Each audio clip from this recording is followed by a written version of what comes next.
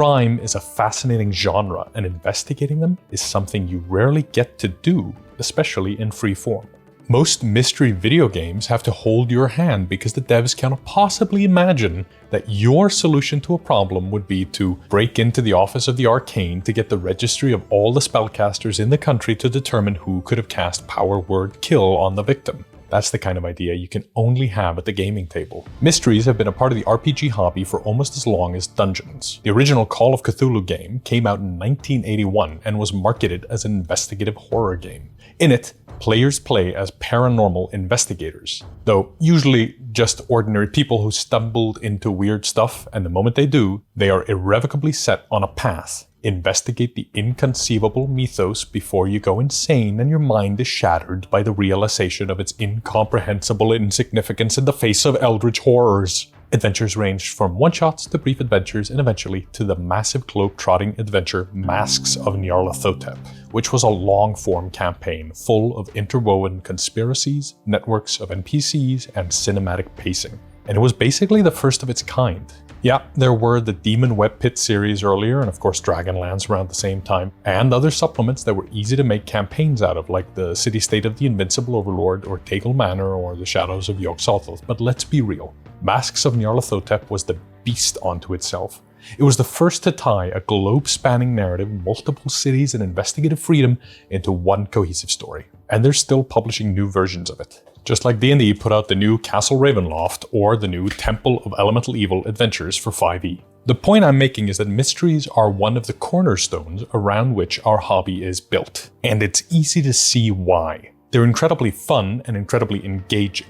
You've watched mysteries on TV or seen movies, read books, and let's face it, listened to true crime podcasts, so there's a unique appeal there. A couple of weeks ago, I said that one-shots are not good for everything. You can't do complicated mysteries. People in the comments told me they've done mysteries in one-shots, and so have I, by the way, but they've never been complicated. They were usually fairly straightforward, which I think is the hallmark of a good mystery one-shot. Simple enough to reasonably solve in one sitting, but you can make mysteries be overarching plots by villainous forces to change the world the way they want. I want to tell you how I build a one-shot mystery, and then at the end how I expand that mystery into a longer adventure with interconnected layers. Welcome to Mystic Arts, where last episode's blunder is this episode's premise. My name is Daði, I'm a professional writer and director, and I've been DMing for over 10 years. Let's talk about the pillars of a great mystery. I think any great mystery has 4 of them. The hook that draws your attention to the mystery, the plot of what's actually happening behind the scenes, the characters that explore both of these concepts as your players investigate, and finally, a ticking clock that makes it so that we can't wait around but are forced to investigate the mystery before it comes to its wicked end. Let's start at the start, and let's talk about the hook. The most common hook you'll see is murder. There's been a murder. It's a bit of a cliche, but it works as a treat, and there's a few good reasons why. First, murder is juicy. There's immediately a dead body, and it's visceral. I'm sure you've got some great references already floating around in your head where the main character of your favorite mystery story stumbles upon a body and wham, we are hooked. An immediate sign of something going on. A person that's been murdered isn't an ordinary sight, not one you can ignore, and it's obviously the beginning of a mystery. But there's another, often overlooked reason why a murder makes for a great mystery hook. And that's because murders immediately ask questions that are built into the premise of the game. Who killed the victim? Who was the victim? Why were they killed? What's the motive? Where's the murder weapon? Is there none? Will they kill again? Am I in danger? Where does this end? It's all immediate. But your hook doesn't have to be murder. It just needs to meet those criteria. Asking a loaded question, obviously noticeable, visceral, and immediate. And if you manage all those things, you're in the green. For example, instead of finding a dead body, the party could find a lead box hidden away in a public location. And the box seemingly cannot be opened. It's a literal mystery box. It's immediately generating questions. What is this strange box doing here? Who put it here? Why is it in this public location? Did someone leave it on purpose? Is it a bomb? Is someone coming to pick it up? Also, it's obviously strange. It's made of lead. In D&D and similar systems, lead hides arcane signatures. So whatever's in here is probably powerful magic that someone wanted to hide, but not hide enough to lock in a vault somewhere. They left it in a public spot. Why? If your players are going, why? That's because it's a good mystery.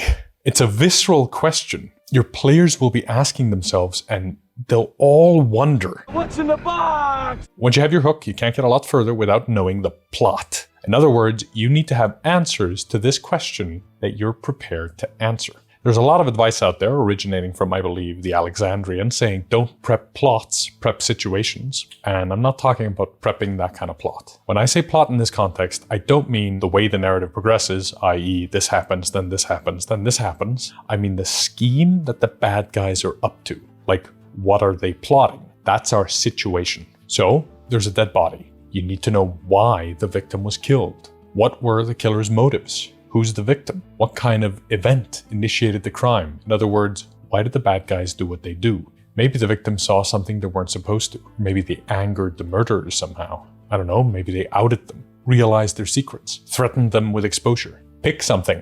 Maybe it was a crime of passion or jealousy. Or maybe there's a serial killer on the loose. That'll help us with a ticking clock later. With our lead box scenario, we could say that a bad guy got into this public location and left the box for someone else to pick up. Why would they do that? In espionage, there's this idea of a dead drop. Agent A leaves something inconspicuous in a location and then later Agent B picks it up. And now there's nothing connecting Agent A to Agent B except the fact that they were in the same location at different times, which isn't really hard evidence. But that seems a little strange for our lead box plot because it's not inconspicuous, it's a big lead box. So maybe it's a smuggling operation. Let's say we're on a train. Agent A couldn't cross the border on the train for some reason. Maybe because of border security at the checkpoints, or maybe their plan went wrong. They were followed, so they ditched the box where nobody would look. Say in the overhead compartment of the train's second-class carriage, and then Agent B gets notified of the mishap and needs to get to the box before anyone else can. But Agent B boards the train after the player characters, who likely already spotted the box, spotted it before Agent B does. Now the players have entered into the middle of the smuggling plot.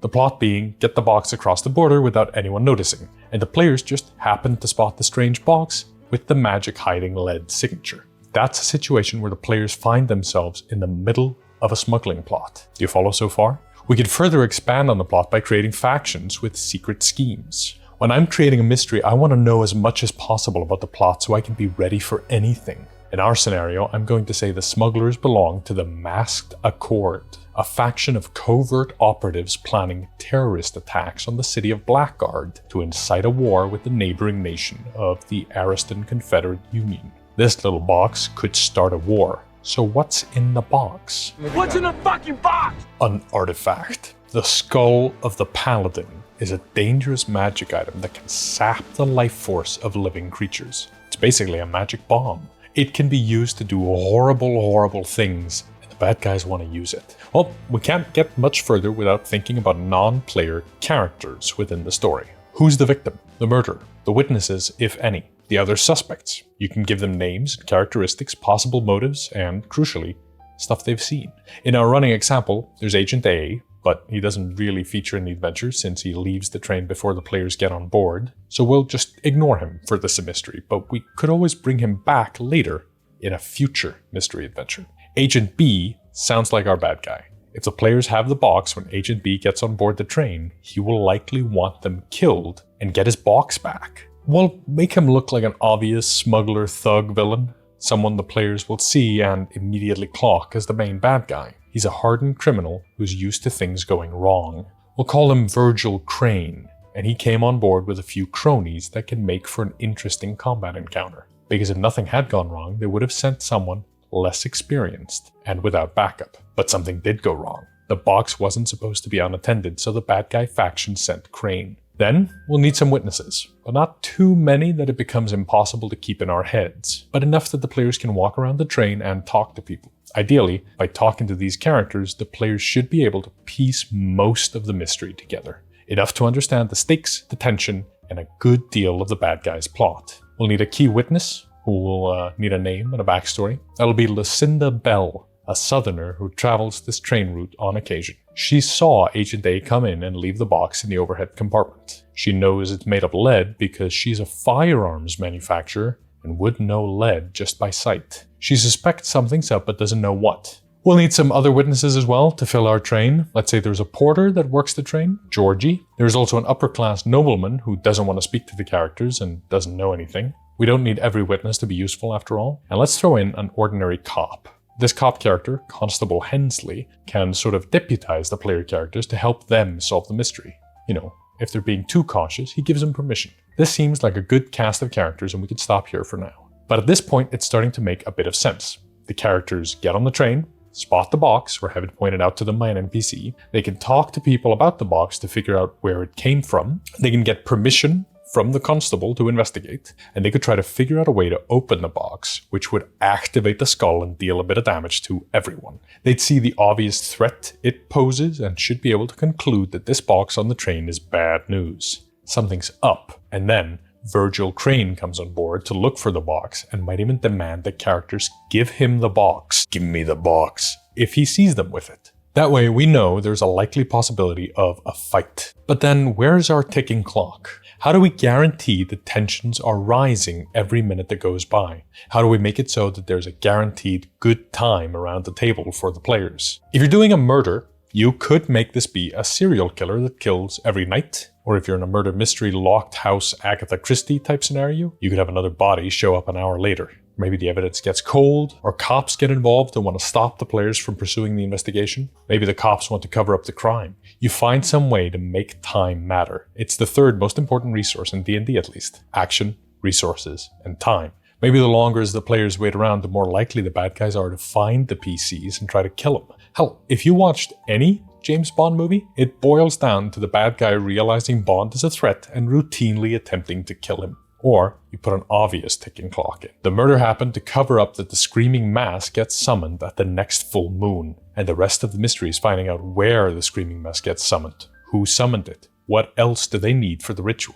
That sounds like a good revolver-length adventure if you remember our video on 6 campaign lengths. For our train mystery, let's add a few more elements to make sure the situation has rising tensions. Firstly, they're on a train, and it'll get to its destination, the city of Blackguard, in 2 hours. Virgil Crane and his cronies get on the train on the second stop along the way, so that gives Virgil 1 hour to find the box and do whatever he wants to do to recover the box. Second, let's add another faction. When Crane gets on board, so does a federal officer just before the doors close. Agent Raymond Graves works for the Bureau of Counterintelligence, but he's taking money under the table from another covert organization, the Hidden Hand. Hell, our nobleman from earlier might know something about that. Now, both of the witnesses have some facts that they can share. These two factions, the Hidden Hand and the Masked Accord, are locked in a secret war to incite conflict between the two nations they work for, the Atroxian Republic and the Aristan Confederate Union, but neither wants the other to succeed because they want the war to start on their own terms.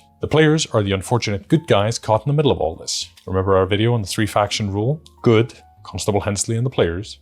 Bad, Virgil Crane and the skull bomb in the box. Ugly, the federal agent who can help them, but he has his own goals. Agent Graves wants to get the box and use it for himself to incite his own terror attack on a southern city, and he doesn't want any witnesses, so he's prepared to kill the players before all of this is over. He's even got his own cronies waiting at the train station, so in 2 hours' time there will be a fight unless the situation is already resolved. So Crane is gearing up for violence. Graves is also gearing up for violence, and the players are stuck between these two factions who are about to annihilate one another. What do? That's a tense situation. This train adventure I've been talking about is a 5e D&D adventure I made for my new zine, The Broadsheet. Issue 1 is available on Patreon right now for Adept tier supporters and anyone who buys it in the shop for the price of an Adept subscription. Issue 1, The Road to Blackguard, has this level 1 modular mystery adventure, The Night Train, complete with gorgeous character arts, some map, and a layout that I'm very proud of. There's also a section introducing DMs and players to the nation of Atroxia,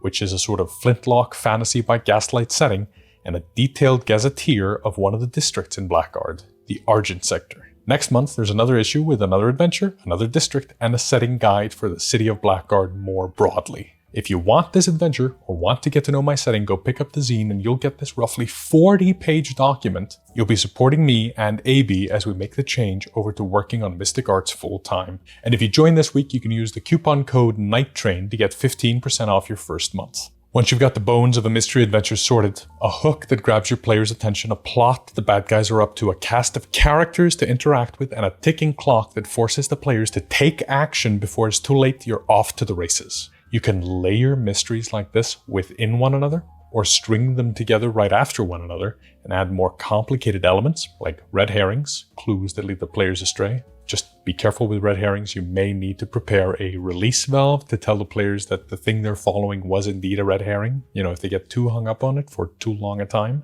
You can also build a mystery engine, like the conflict between the hidden hand and the master chord, that you can use to generate loads of mysteries for you by just wondering what these two factions are up to. You keep hooking the story back to the faction conflict and watch as your players piece together the truth about what's really going on over the course of an adventure. So you lean into the history of the hobby and do something RPGs do uniquely well. Put the players in the driver's seat as they decide how to tackle the mystery themselves. Do they kill Crane? Work with Graves? Fight both? Make them fight each other? Throw the box out the window? Build a fake lit box and use it as a distraction? That'll be up to your players, and that's what makes mysteries in RPGs so special. And that's where we'll pick it up next time. Thanks so much for watching this video. This channel is run by me. Ring, it's for you. This channel is run by me and my girlfriend, and if you want to support us directly, join our Patreon and pick up the Broadsheet, a digital magazine all about my setting, and it's got some magic items, stat blocks, and mundane marvels, which are like magic items but aren't actually magic, they're just rare. I hate telemarketers. This is the best way to support us as we adjust to doing this thing full time. And if you're feeling especially generous, you might like the video, comment, share, or subscribe and hit the bell to be notified when we release new videos. Until next time, keep studying the mystic arts.